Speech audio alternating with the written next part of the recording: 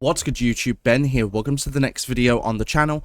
In this one, I'm going to give you my next Steel Path viable build on Warframe. This is going to be for Torid. Let's get into this.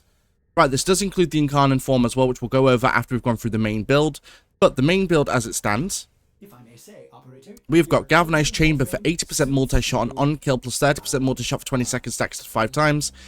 Galvanized Attitude for 80% status chance and on-kill plus 40% direct damage per status type effect in the target for 20 seconds stacks up to 2 times. Critical Delay for 200% critical chance and negative 20% fire rate. Vital Sense for 120% critical damage. We've got Hammer Shot for 60% critical damage and 80% status chance. Malignant Force for 60% toxin and 60% status chance. Brine rounds for 60% cold and 60% status chance, and thermite rounds for 60% heat and 60% status chance.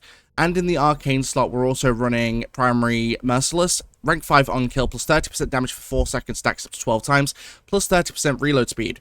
Now, in the Extra slot, you could equip a few different ones, stuff like Vigilante Supplies. You could add Adhesive Blast, Terminal Velocity. I just haven't, because I don't see the point in it right now. Like, I could, I guess, if I wanted to. Let's just buy a weapon adapter, screw it. We'll buy that, and then we'll just stick Vigilante Supplies in. That keeps ammo up, but also gives you a 5% chance to enhance primaries. There we go. So, with that in mind, we're going to quickly have a look at the Incarnon stuff. So I'm going to turn my layout off for a minute for that. So Evolution 1, of course, is just the Incarnon form. Evolution 2, we've got Plentiful Mayhem. Increased base damage by plus 31. Multi-shot consumes armor directly from capacity into 60% damage. For Evolution 3, we've got Swift Deliverance, which is 50% projectile speed. And we've got Evolution 4, Commodore's Fortune, increased base critical chance by 20%.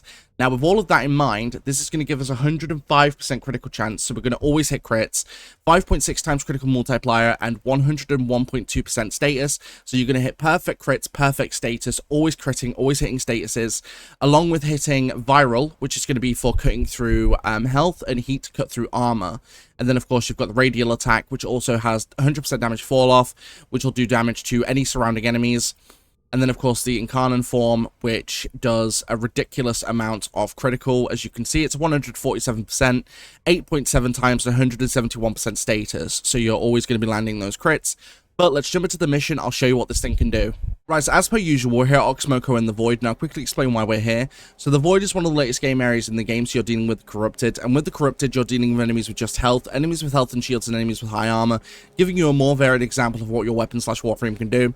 I also want to point out I label this as a Steel Path viable build. Whilst it's viable for you to use on the Steel Path, it's probably not going to get you to level cap, which is level 9,999 enemies. I only bring this up because some people have commented in the past that it doesn't, or some of my builds don't, which is fine. My builds aren't about that. They're just for you to use on Steel Path. I also want to quickly also point out that my Calervo does have Archon shards on, but they're nothing to do with his primary or secondaries. They're only to do with his melee, because Calervo is a melee frame.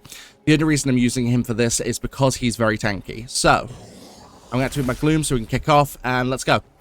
Right, so, literally, as you start, you'll start immediately rinsing through enemies, as you can see, because Torid, even without its Incarnon form active, is ridiculously strong. And then, of course, the moment you activate its Incarnon form, it starts melting through everything, because it's Torid. There is a reason this is probably the most meta weapon in the game, because of how powerful it actually is. And with its Incarnon form being this strong, it's pretty much a given that it is going to do ridiculous damage. Now, as per usual, I will stay in long enough to get to the Acolyte, just so you can see what it can do. And spoiler alert, it works pretty darned well. From the fact that we're always hitting statuses and criticals, you're guaranteeing pretty much you're going to do good damage all of the time, even when you're not in Incarnon form. And then, of course, because of increased radials as well, you're going to do a lot of radial base. Stay focused. There's a heavy unit approaching. Another cool thing as well is because we're running heat damage as well when that procs, you're going to be going ahead and doing damage over time thanks to the heat procs that it generates. Even stuff like Eximuses don't take long to fall at all, because they're just stupid easy to take out. Now, of course, you do want to aim for headshots. Of course, headshots equals more damage. Is pretty much a given, of course. But as you can see, not really a big deal going through any of this. Like, you can literally sit here and melt as much as you want, and you're going to have a fun time doing it with Torid. Weapon's just ridiculous. Like, It's definitely a really fun weapon to use, purely because of how much damage it can do. Like, it is insane. It melts through every enemy insanely fast. Now, for anyone wondering why I'm not running hunting munitions, quite simple. You don't need to. So hunting munitions for me is, don't get me wrong, it's great for critical builds because it gives you a good chance to get it procced off. But the issue with running it with this weapon is the enemies aren't alive enough for them to really proc. Like, look at that. I didn't need to proc a hunting munitions proc because it went down insanely fast. Like, hunting munitions for me is for weapons that have good crits but don't deal much in the way of damage. Whereas Torid is an insanely fast takeout for any weapon. Therefore, you don't need to worry about it all too much because it's just not necessary. And don't get me wrong, I love hunting munitions, but for certain builds, it's just not necessary in the slightest. And I'd much rather use Hammer Shot to give guaranteed status and crits or critical damage as opposed to the chance to hit procs off of hunting munitions. Don't get me wrong, it wouldn't hurt the build in any way, but it doesn't exactly help it either. I'm gonna take out the sentries because why the hell not? Boom, bye. So it doesn't hurt it, but it wouldn't help it that much either. As you can see, it's not exactly high effort to rip through anything. We're just sort of eating through enemies as you do.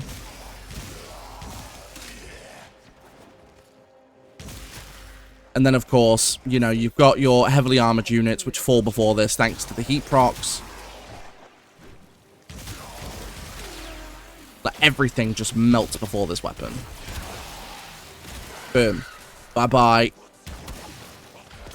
And then, of course, building its Incarnon form really does not take long. It is so fast to build it.